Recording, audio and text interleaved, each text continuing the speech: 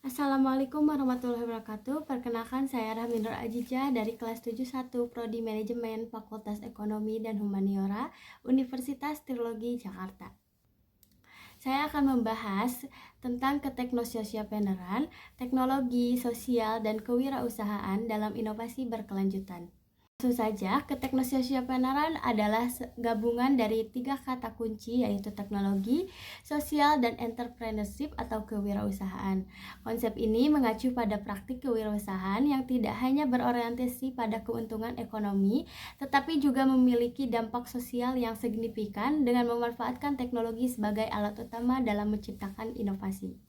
Definisi ketiga elemen keteknososialpeneran. Yang pertama ada teknologi atau tekno, yaitu penggunaan teknologi dalam proses bisnis dan inovasi produk atau layanan. Yang kedua ada sosial atau sosio, yaitu fokus pada penyelesaian masalah sosial dan peningkatan kesejahteraan masyarakat. Yang ketiga ada kewirausahaan atau entrepreneurship, yaitu kemampuan mengelola bisnis dengan strategi yang inovatif dan berorientasi keuntungan.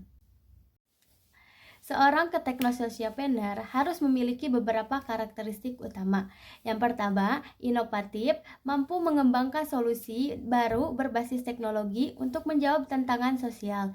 Yang kedua, berorientasi sosial, berusaha memberikan dampak positif bagi masyarakat melalui bisnis yang dijalankan. Yang ketiga, berjiwa wirausaha, mampu melihat peluang bisnis dan mengelola resiko dengan baik. Yang kelima, beradaptasi dengan teknologi, menggunakan perkembangan teknologi untuk meningkatkan efektivitas dan efisiensi bisnis. Dan yang terakhir adalah berkelanjutan, membangun bisnis yang tidak hanya menguntungkan tetapi juga memiliki dampak jangka panjang yang positif bagi lingkungan dan masyarakat. Penerapan keteknososialpeneran membawa banyak manfaat baik bagi individu, masyarakat, maupun dunia bisnis. Beberapa manfaat utamanya antara lain, yang pertama ada meningkatkan efisiensi dan produktivitas, yaitu pemanfaatan teknologi dalam bisnis memungkinkan proses produksi dan distribusi menjadi lebih efisien. Contohnya, penggunaan kecerdasan buatan atau AI dalam layanan pelanggan dapat meningkatkan responsivitas dan efektivitas layanan. Yang kedua, menciptakan lapangan kerja. Keteknososialpeneran dapat membuka peluang kerja baru, terutama bagi masyarakat yang kurang memiliki akses terhadap pekerjaan konvensional. Misalnya, platform digital yang memberdayakan pekerja lepas atau usaha berbasis teknologi yang membuka peluang bagi komunitas lokal. Yang ketiga, meningkatkan kesejahteraan sosial. Dengan berfokus pada solusi sosial, keteknososialpeneran membantu mengatasi berbagai permasalahan seperti kemiskinan, akses pendidikan, dan kesehatan. Sebagai contoh, startup yang menyediakan layanan kesehatan berbasis teknologi dapat membantu masyarakat di daerah terpencil mendapatkan perawatan yang lebih baik. Yang keempat, yaitu mendorong inovasi berkelanjutan. Keteknososialpeneran tidak hanya berfokus pada keuntungan jangka pendek, tetapi juga memiliki dampak jangka panjang yang berkelanjutan. Ini mendorong inovasi yang lebih ramah lingkungan dan berorientasi pada berkelanjutan sosial.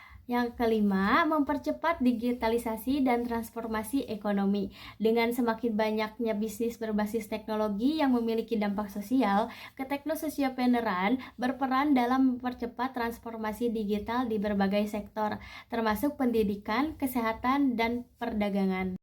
Nah, di sini saya akan memberikan beberapa contoh penerapan keteknososialpeneran pada perusahaan di berbagai bidang. Yang pertama ada Ruang Guru di bidang pendidikan. Ruang Guru adalah platform edtech asal Indonesia yang menggabungkan teknologi dengan akses pendidikan berkualitas bagi siswa di seluruh negeri. Dengan menggunakan teknologi digital, Ruang Guru membantu mengatasi ketimpangan akses pendidikan dan memberikan solusi pembelajaran yang lebih efektif. Yang kedua ada F3 di bidang perikanan. Startup ini mengembangkan teknologi untuk membantu petani ikan meningkatkan efisiensi budaya mereka. Dengan sistem pemberian pakan otomatis berbasis IoT atau Internet of Things, F3 membantu meningkatkan produktivitas dan mengurangi pemborosan sumber daya. Yang ketiga ada kitabisa.com di bidang sosial dan philanthropy. Kitabisa.com adalah platform crowdfunding yang memanfaatkan teknologi digital untuk membantu masyarakat berdonasi dan mendukung berbagai kampanye sosial, mulai dari bantuan bencana hingga pendanaan kesehatan bagi yang membutuhkan. Dan yang terakhir ada perusahaan Waiklers di bidang lingkungan. Waiklers adalah perusahaan sosial yang berbasis di Nigeria dan yang memanfaatkan teknologi untuk mengelola limbah plastik dan meningkatkan kesadaran masyarakat akan pentingnya daur ulang. Dengan sistem berbasis aplikasi, masyarakat dapat menukarkan sampah plastik dengan intensi finansial. Meskipun memiliki banyak manfaat, penerapan keteknososiapeneran juga memiliki berbagai tantangan. Antara lain, yang pertama adalah keterbatasan modal dan infrastruktur. Banyak startup berbasis teknososiapeneran mengalami kendala dalam mendapatkan pendanaan awal. Selain itu, keterbatasan infrastruktur teknologi, terutama di daerah terpencil, juga menjadi hambatan dalam menjalankan bisnis berbasis digital. Yang kedua, rendahnya literasi digital. Di beberapa negara berkembang, literasi digital masih menjadi tantangan besar. Banyak masyarakat yang belum terbiasa menggunakan teknologi dalam kehidupannya sehari-hari, sehingga adopsi solusi teknologi menjadi lebih lambat. Yang ketiga, ada regulasi yang kurang mendukung. Peraturan yang belum sepenuhnya mengakomodasi inovasi berbasis teknologi dan sosial dapat menjadi penghambatan bagi perkembangan keteknososiapeneran. Misalnya, regulasi yang terlalu ketat dalam bidang keuangan atau kesehatan dapat membatasi ruang gerak inovasi. Yang keempat, berkelanjutan model bisnis. Tidak semua keteknososiapener dapat menemukan model bisnis yang berkelanjutan. Beberapa bisnis mungkin kesulitan dalam menyeimbangkan antara dampak sosial dan dampak finansial.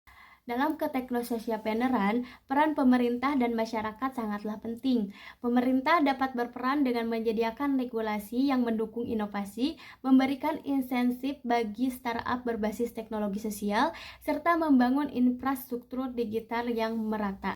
Masyarakat memiliki peran penting dalam mendukung bisnis keteknososiapeneran, baik dengan menjadi konsumen yang sadar sosial maupun berpartisipasi dalam mengembangkan solusi berbasis komunitas. Kesimpulannya, keteknososiapeneran adalah konsep yang mendukung teknologi, dampak sosial, dan kewirausahaan untuk menciptakan solusi inovatif yang berkelanjutan.